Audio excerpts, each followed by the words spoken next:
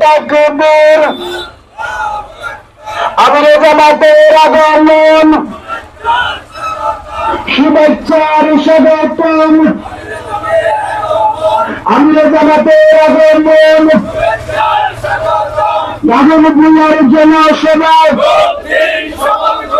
আগামীকালকের জনসভায়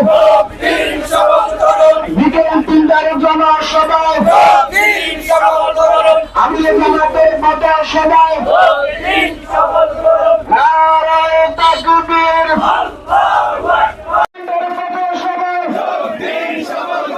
আগামীকালকের পথ সভায় স্কুল মাঠের পথ সভায় আমিরে জামাতের পথ সভায় নারায়ে তাকবীর আমিরে